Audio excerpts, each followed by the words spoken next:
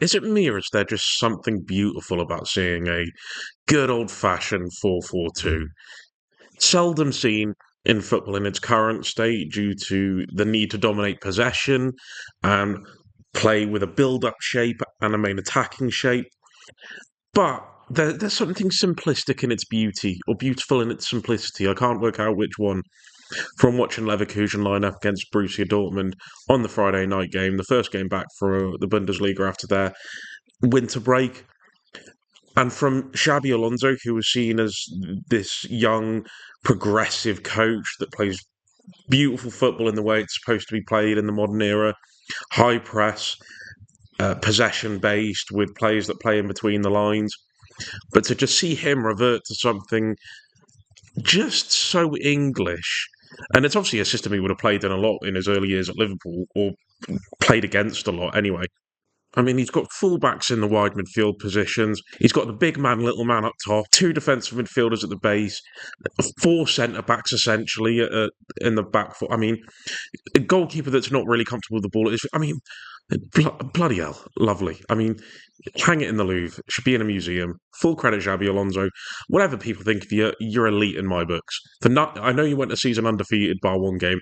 This tops it for me. Being ballsy enough to play a 4-4-2 in the modern era, and as well being successful with it, beating Borussia Dortmund 3-2, their first home loss, I think, this season, and pulling the game plan off expertly, to be fair, in terms of the off the ball and the on the ball.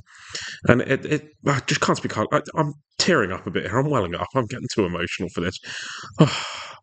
You know what? We'll go on with the Dortmund attacking phase first.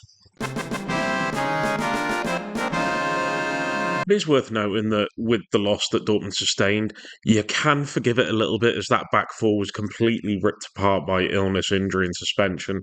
Two young players playing on the left side of it in Kabar and Lures. I hope I'm doing those pronunciations justice.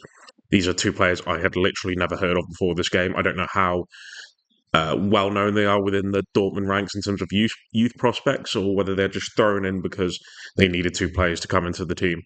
Ryerson at right centre back and Jan Kuto hasn't really featured a lot for Dortmund so far, making up the rest of the defence, and so it was very makeshift. And it was going to be very hard for him to see the game out when this was the shape of the back four. But that back four would line up as you'd sort of expect from a build-up shape, Nementia as the sole pivot, Brandt moving up high in the left half space, Max Bayer in the right half space with Adeyemi high and wide on the right, but would slowly start coming inside, as we'll speak about in a second. Guirassy as the striker and Bino Gittins as the left winger, high and wide.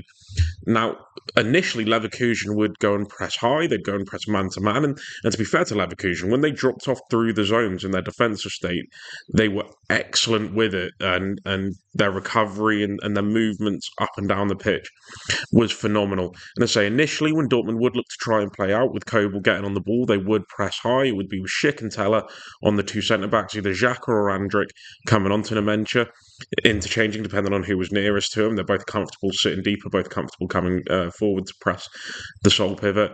Grimaldo would play a dual role, and we'll talk over that in a second, but initially in this pressing phase, he'd jump onto Jan Kuto, Frimpong onto Kabar, with Mukiele left on Binu Gittins, and Capier on Adeyemi, with Tar left on Guirassy, as Tapsoba would come up to press Bayer, and Dortmund found it a little bit difficult to play out through these areas, as I say, because of that press from Leverkusen being aggressive and intense, and very well pulled off, but Dortmund could play out. They were allowed to have a little bit of possession, as Leverkusen's game plan was to not have the ball a lot, and that was how it ended up happening. So, the more you end up building up and the more you end up trying to play through, you can start forcing the opposition back a little bit. And generally, it would be with Jan Kuto starting to move a little bit more forward, so that option to play out on the right wasn't always available. Hisson Capier would track Adeyemi's movements in a little bit more narrow. Kuto moving further up, and then the Grimaldo could stay a little bit higher. And this is where his dual role came into play. Now, Dortmund would then initially, just out of pure force, have to play out through the left, as it would go to Lurs, then to Kabar in this position. For some reason, Kabar, I assume he's left-footed. Again, this isn't a player I know anything about.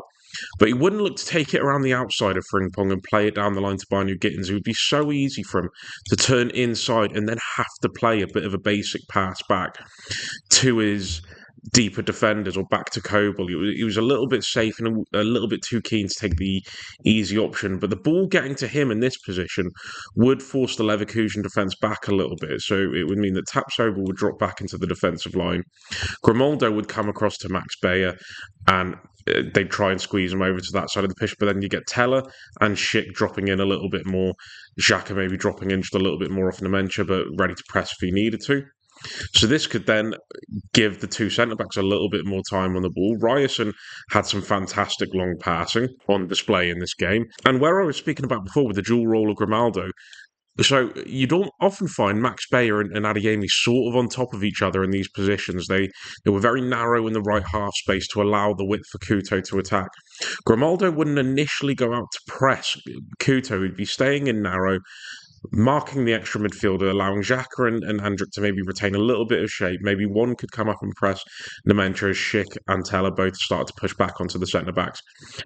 But Grimaldo would only reactively press onto Couto when it felt like the ball was going to be played there, and Tapsoba had to be ready to again jump from centre-back position to Mark Bayer when Grimaldo had moved. So again, Couto could get a little bit of space down that right-hand side, and if they move the ball quickly from left to right, and the ball could go to Couto quickly, he could get the running on Grimaldo, and this would force Nkapie into a position where he's got a bit of an overload, as his positioning would be very narrow because of the way Adeyemi would support the attack in the centre of the pitch.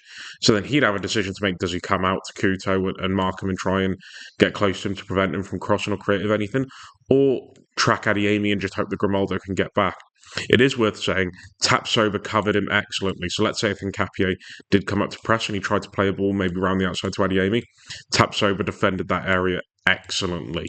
And so as much as the goal came from that position, it was cut off a lot of the time through really good defending on that far side.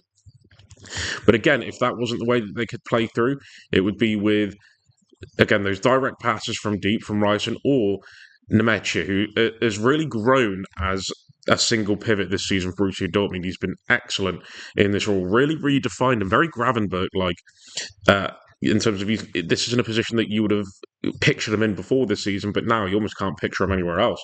And he's not really had the best start to his Dortmund career, but this has really redefined him and given him a purpose within this team. And he can drop in between the two centre-backs, spreading them a bit wide, and being able to play passes from deep, or using his physicality and his press resistance to receive the ball with his back to play, ride the challenge of his marker, turn and either carry the ball forward with his long strides or play really good incisive passing to that central area of the pitch. And where Dortmund have the quality in the centre areas of the pitch is with their vertical movement.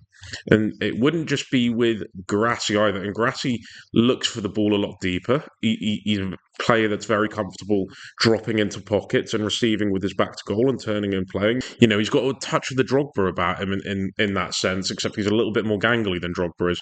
And so him doing so would drag Tar with him, it would drag Tapsoba, and this would encourage the vertical movements of the likes of Bayer, Adeyemi and Brandt to look for the ball either from deep, so Nemencha or Ryerson could play those balls over the top and try and force openings through the centre of the pitch, forcing that Leverkusen defence in deep and narrow, or getting the ball to Guirassy where he could turn and try and play these players in and use a bit more quality to get them further up the pitch instead of sort of long diagonals that can turn into percentage. And so Dortmund had to be really ready for the players dropping in and moving in behind and their vertical movements. To be fair, they did a really good job of managing these movements up and down. So let's just say if Tar ends up in the defensive line, you'd sometimes get Grimaldo coming back a little bit more into a right wing back position, allowing Mukiele to play as the right centre back, Tar in the centre and Tapsoba. Grimaldo could sometimes drop in at left wing back as well. As Leverkusen would move into their more sort of defensive phase, you could get Teller maybe coming into the right wing position, leaving Schick up top on his own as they moved into their main attacking phase, Dortmund, which if I just push that a little bit more forward now, it would be as I just described, a 5-4-1 with Dortmund sort of 3-1-6. And trying to overload those central areas. Again, those vertical movements still trying to cause issues, but Mukiele, Tar, Tapsoba read the movements well. They were alert. They were comfortable covering in. Nkapie and Frimpong doing their bits as well. It was a really good defensive performance. Just a couple silly mistakes. A penalty I thought that wasn't a penalty at all. And Andrick doing his best to recover on the edge of the box to track a runner and just inadvertently knocking a cross into the direct path of Binu Gittins, who finished excellently. Ruined a pretty good defensive display. And again, so alert to Dortmund's movements, those little vertical ones covering space, and they dropped into their shape well and really soaked up pressure when they needed to. And even with this system still causing them issues like this, Guirassy may be offering the deeper option to get the ball from back to front a lot easier and a lot more efficiently, to again then look to play in Binu Gittins or look to play in the wider 10 in these positions, or play it back to Nemecha, or even Julian Brandt, who could drop in alongside Nemecha in the attacking stages just to try and add a little bit more technical quality in the deeper areas to play around that Leverkusen shape, play it wide and switch the play easier. And bar Binu Gittins' goal, the attacking players from Dortmund just didn't really get any time and space and openings to create or cause issues for Leverkusen. Good performance, but how did Leverkusen win the game? Well, I'll start right away, actually. Firstly, from the transitional sense, when they'd win the ball back, and sometimes when they did win the ball back, I think they tried to overplay it in these areas. So let's just say if it was to Xhaka or Grimaldo, and they tried to play in their little triangles quickly, with, say, if it was in the wide areas of Grimaldo, Hincapié, and Tapsoba, you'd get it on the right-hand side as well with Andrić, Mukiele, Frimpong, and Teller. And Dortmund would counter-press really well and win the ball back. So a little bit messy, a little bit sloppy. The times they would win the ball back, again, it would be about getting the likes of Teller in behind, Frimpong on that side as well. Grimaldo receiving the ball higher up to then look for the overlapping run of Nkape, and it was about stretching that Dortmund back three, getting the ball into the wide areas quickly, where they could use the pace to really exploit and hit him behind, forcing Couto to have to make a large stride back to get into position. Nemecha did a really good job of just sweeping up any loose balls in this area, trying to cover space in between the back three as they went to cover, and did an excellent job read cutbacks as well when they'd occur. And again, just shows a quality that he has to fill this defensive midfield role. He did excellently. But Leverkusen did attack this game really well from an open play perspective, and I'll go over that now. Leverkusen would look to build up in a sort of 2-4-4. That would be with Andrić and Xhaka in between Hincapié and Mukiele in the fullback positions. Grimaldo, Frimpong starting off high and wide, but changing as the attack moved on. Schick and Teller, again, starting off as the two strikers. And Dortmund would look to press high man-to-man, near enough, with Guirassy managing the two centre-backs, starting from Tar, and would then be joined by a fellow attacker on this side. And if it was Max Bayer, he'd have to come across and press Tapsoba while Nemecha moved from his deeper position to mark Granit Xhaka, and then it would turn into a fully man-to-man press. And the issue for this, from a Dortmund perspective, was one player, Alejandro Grimaldo, who was having a bit of a drop-off this season. He had amazing goals and assist numbers last year. This year, I think it's only the 1 goal and 3 assists off the top of my head. And so he hasn't been as influential in the attacking sense as he was last year. But he is still an important part of this Leverkusen side. Now they build around their attacking states, because he's so comfortable coming inside and almost playing as a midfielder at points, and then going outside to play crosses and stretch the pitch. And he has a really good relationship on that left-hand side with Hincapié, who I think is a fantastically underrated player. Solid in defence, solid in attack, as he proved in this game. And also Tapsoba on the left-hand side, who I thought was excellent. I thought he was man of the match. Technically, defensively, I just thought his all-round game was quality. And so if Nemecha jumped in this area, then Grimaldo could come into this area and offer a bit of an overload with a 3-on-2 in that central midfield area. Adeyemi would be caught in between Grimaldo and Hincapié. And it was this that I think caused the second goal, if I'm remembering rightly, where the ball came into him in this area. Nemecha tried to cover around, didn't get anywhere near him, and he was able to attack that back four with Hincapié then looking to overlap on the left-hand side. That back four getting forced really deep. There was a lot of space at points in between the back four and the midfield four, and it allowed Dortmund to really attack. So Grimaldo getting on the ball here would have Schick then trying to get him behind Hincapié, as I just said. Teller and Frimpong, or sometimes Teller could look to drop into the half space to give an easier pass for Grimaldo, whoever managed to beat the press, so he could then play it to Frimpong in between the lines. They would turn into a bit of a 3-2-5 in possession, Leverkusen, but as I said before, they played mostly transitionally direct, quick, and they weren't looking to sustain attacks as much. It was about being as fast-paced and as energetic as possible, which is why I believe that Florian Wirtz didn't start, because he's a player that likes to hold on to the ball and make things happen and control the tempo.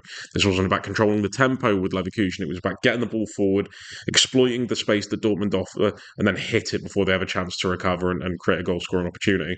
So Grimaldo drove the ball forward in this area with the pace of the front four, then stretching that back line. He could then play a ball round the outside to Frimpong, who played a really good cross in to Schick to score at the far post. And Schick's movement and his finishing first time is excellent. He's having a really good season. The Chris Wood effect almost from Leverkusen.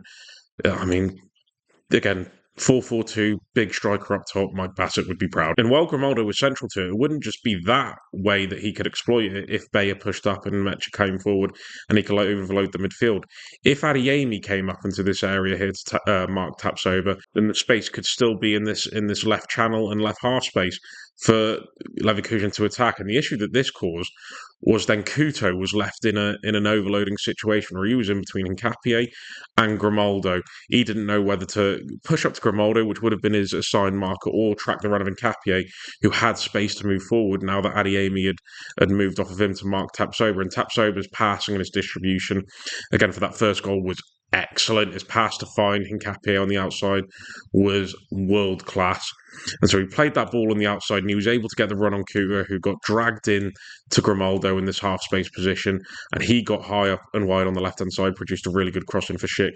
Again, who finished well, got his goal, and that combined with the two goals was an excellent centre-forward performance from him. Should have had another as well in the second half when Frimpong got free on the right-hand side, put a good cross in. Similar situation again.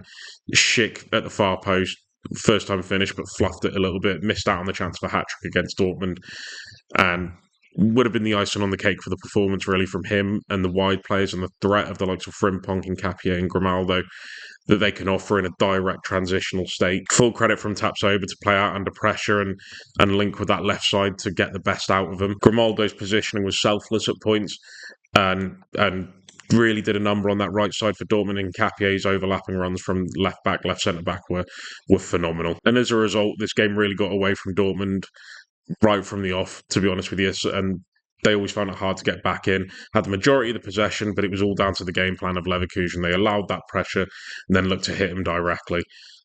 But I'd love to know what you guys think. And like the video if you liked it, dislike it if you disliked it, comment down below, tell me why either way, and subscribe if you want to see more. In a bit, lads.